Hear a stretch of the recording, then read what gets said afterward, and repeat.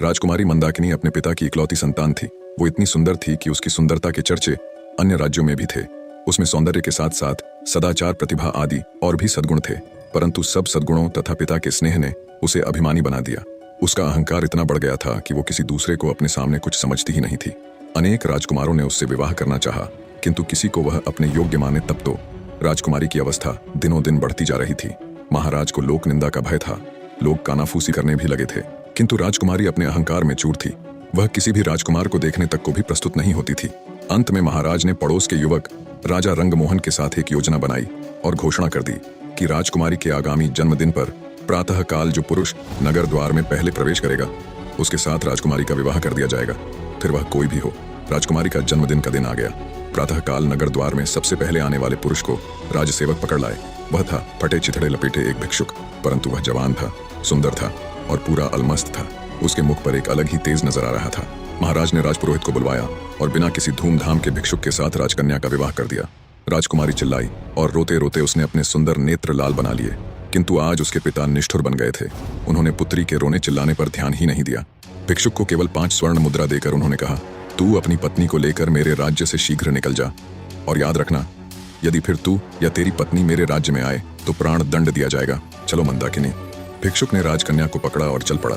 रोती बिलखती राजकुमारी उसके साथ जाने को विवश थी, परंतु भिखारी ज्यों का त्यों प्रसन्न था। वह पत्नी के रोने पर ध्यान दिए बिना गीत गाता चल रहा था। राजकन्या को पैदल ही पिता के राज्य से बाहर जाना पड़ा। भिखारी उससे मधुर भाषा में बोलता, उसे प्रसन्न करने का प्रयत्न करता। पर्याप्त दूर जाने पर जंगल में नदी किनारे एक फूस की झोपड़ी में दोनों पहुंचे। भिखारी ने कहा, अब यही तुम्हारा घर है। तुम्हें स्वयं अब जंगल के पत्ते और लकड़ियां लानी पड़ेगी। कंदमूल जो कुछ मिलेगा उसे उबाल कर खाना पड़ेगा। पास के गांव में लकड़ियां बेचने जाना होगा। मैं भी जितना बन सकेगा तुम्हारी सहायता करूंगा। राजकन्या के लिए यह जीवन बहुत दुखद था, किंतु विवशता सब करा लेती है। उसे एक ही सुख था कि भिखारी उसके साथ बहुत प्रेमपूर्ण व्यवहार करता था। कुछ दिन ऐसे ही बीत गए।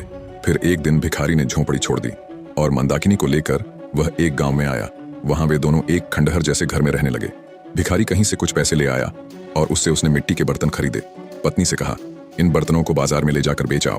किसी समय जो राजकन्या थी उसके लिए सिर पर बर्तन उठाकर बाजार में जाना बड़ा कठिन काम था, किंतु मरती क्या करती उसे जाना पड़ा। भिखारी ने उसे स्पष्ट कह दिया कि यदि उसकी आज्ञा का पालन न करना हो तो वह मंदाकिनी को छोड़कर चला जाएगा। बेचारी मंदाकिनी बर्तन सिर पर उठाकर बाजार गई। उसे बर्तन बेचना तो आता नहीं था, दूसरों से नम्र व्यवहार करना भी नहीं आता था। बाजार में बर्तन रखकर वह उनके पास खड़ी रही, क्योंकि जमीन पर बैठना उसे बहुत बुरा लग रहा था। उसे कुछ ही देर वहां खड़े हुए हुई थी कि एक घुड़सवार युवक बाजार में आया। उसने मंदाकिनी से बर्तनों के दाम पूछे। मंदाकिनी ने रूखे स्वर में दाम बताए तो घुड़सवार लौट पड़ा। मोड़ते समय उसका घोड़ा भड़क उठा। फलतः घोड़े के पैरों की ठोकर से सब बर्तन फूट गए। घुड़सवार बिना कोई ध्यान दिए वहां से चला गया। अब मंदाकिनी को काटो तो खून नहीं। बेचारी रोती हुई घर लौटी। भिखारी आते ही क्रोधित होगा, ये बात सोच सोच कर उसके प्राण सूखे जा रहे थे। भिखारी आया तो देखा रो रो कर मंदाकिनी की आंखें सूज गई थीं। वह कुछ नहीं बोला, परंतु दूसरे दिन कहा, मंदाकिनी, तुम्हें कुछ नहीं आता। मिट्टी के सभी बर्तन टूट गए। अब हम दोनों का निर्वाह कैसे होगा? एक उपाय है, नगर में चलते हैं। सुना है राजा रंगमोहन बहुत दयालु है। उसकी पाकशाला में तुम्हें कोई नौकरी दिलवाने का प्रयत्न करूंगा। तुम्हें काम मिल जाए तो तुम्हारी ओर से निश्चिंत होकर मैं भी कहीं अच्छे पैसे वाला ढंग का काम ढूंढ लूंगा।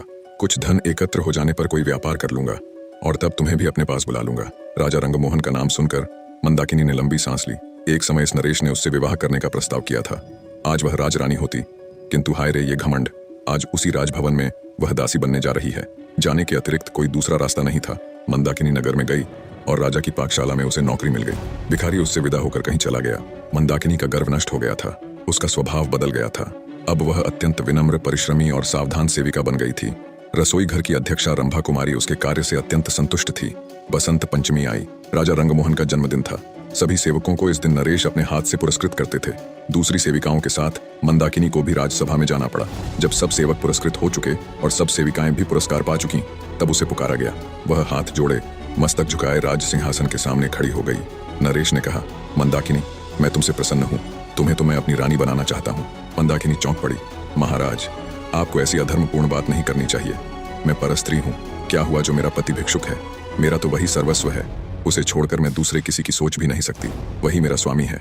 आपकी मुझ पर बहुत कृपा है, तो इतना अनुग्रह करें कि मेरे पति का पता लगवाकर उसे बुला दें।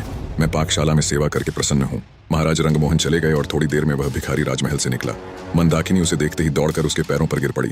भिखारी मुस्कुराया और बोला, मंदाकिनी, मुझे ध्यान से देखो तो, तुम्हें मुझमें और रंगमोहन में कुछ सादृश्य नहीं मिलता? भेद खुल चुका था। भिखारी के वेश में उसको ग्रहण करने वाले स्वयं राजा रंगमोहन ही थे और वह थी उनकी महारानी। राजा ने कहा, मंदाकिनी, क्षमा करना, तुम्हारे अभिमान की मुझे कोई दूसरी औषधि मिली ही नहीं, इसलिए तुम्हारे पिता के साथ मिलकर मुझे ये रास्ता अपनाना पड़ा। निष्कर्ष, जीवन में अभिमान और घमंड का कोई स्थान नहीं है। कठिन परिस्थितियां हमारे अहंकार को मिटाने और हमें विनम्र बनाने के लिए आती हैं। जीवन की सच्ची समझ कठिनाइयों से ही मिलती है और सच्चे प्रेम और समर्पण के बिना जीवन में वास्तविक खुशी और संतोष संभव नहीं है। इसके साथ ही कहानी यह भी बताती है कि परिस्थितियां चाहे जितनी भी कठिन क्यों ना हों, सच्चा प्रेम, सहनशीलता और विवेक ही जीवन को सही दिशा में आगे बढ़ाते हैं।